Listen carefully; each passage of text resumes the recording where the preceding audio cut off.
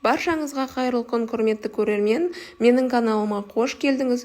Бүгін сіздерге қазақтың ұлттық сусыны шілденің нағыз ыстығында шөліңізді басатын мұздай көженің жасалу жолымен бөлісемін.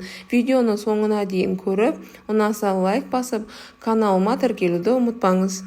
Мұздай көжені жасау үшін өзіңізге ұнаған кез келген дәндерден жасасаңыз болады.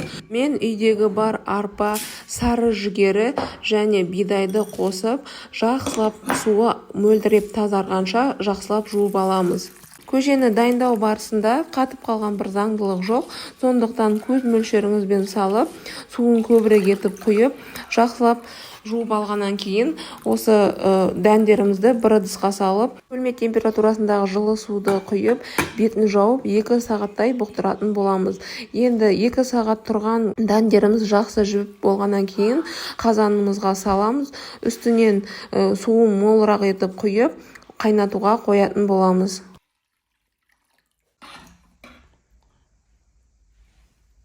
Дәндер осылай қайнап бастаған кезде бетіне көбіктер шығады. Сол көбіктерді қасықпен міндетті түрде алып тастап отырамыз. Бір қайнағаннан кейін тұзын салып, жақсылап араластырамыз. 2-2,5 сағат қайнатсақ жеткілікті болады. Мінекей осымен менің көжем пісіп дайын болды. Қарасаңыздар, көлемі ұлғайып, өте әдемі болып пісті. Енді осы көжемізге ыстықтай құрттарды езіп салатын боламын.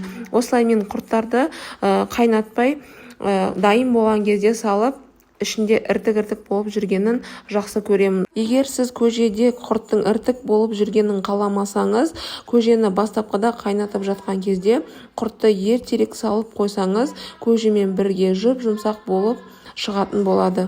Құртты салу міндетті емес, бізде үйде жасалған құрт болғандықтан мен салуды жөн көрдім. Езілген құрттарды осылай қазанымызға салып, суығанша енді бетін жауып қоятын боламыз.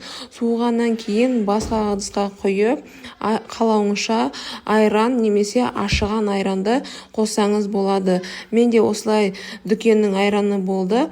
Соны 1 литрға жеткізбей құйып, барлығын көжемен жақсылап араластырып алдым. Осымен біздің мұздай көжеміз дайын. Ыстықта шөліңізді басатын нағыз пайдалы сусындардың бірі. Осы рецептпен міндетті түрде сіз де жасап көріңіз. Сізге және жақындарыңызға ұнайтынына толықтай сенімдімін. Ыдысымызда қалған көженің бетін жауып, холодильникке қойып, қалаған уақытыңызда ше беруіңізге болады. Видео ұнаса лайк басып, каналыма тіркеліп, комментарияға өз пікіріңізді жазуды ұмытпаңыз. Назарларыңызға көп рахмет. Сіздермен бірге болған Ұлданай. Келесі видео рецептте кездескенше сау болыңыз.